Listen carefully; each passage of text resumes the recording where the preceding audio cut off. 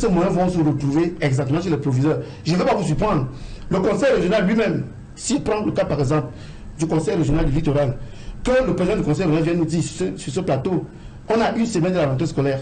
Est-ce que le président du conseil régional du littoral a eu une rencontre avec les chefs d'établissement des régions littorales, à l'effet simplement de prendre la mesure des charges, donc les charges que le décret de 2024 et l'arrêté le décret de 2023 et l'arrêté de 2024 fixant les modalités des exercices compétences, n'est-ce pas, lui confère.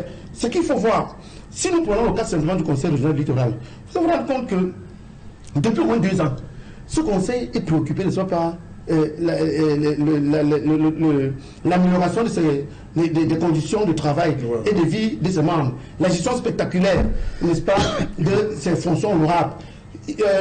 La construction, par exemple, du conseil régional, qui aujourd'hui est le prétexte à toutes les formes, n'est-ce pas, de réinfraction, nous amène à comprendre que ce qui est derrière le conseil régional actuellement, c'est le confort de ses membres en lieu et place, n'est-ce pas, de l'exécution des charges pour lesquelles l'État a eu à lui conférer un ensemble de choses. Et pour chuter 30 secondes, j'ai discuté avec un aîné aujourd'hui qui me faisait comprendre que, bon voilà, le conseil régional littoral a beaucoup de problèmes, il faut ci, il faut ça, il faut d'abord que les locaux soient construits.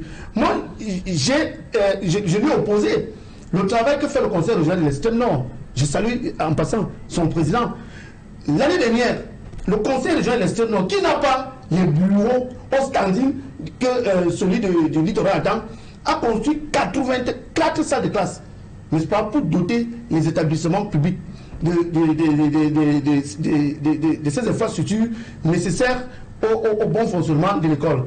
Et si à date, une semaine avant la rentrée, le conseil régional du littoral reste silencieux, c'est que véritablement, il a lui-même pris conscience qu'il y a une tromperie sur la marchandise, que ce que les gars de Yaoundé disent et ce qu'ils font ne coïncide pas avec véritablement la rigueur des textes. Voilà.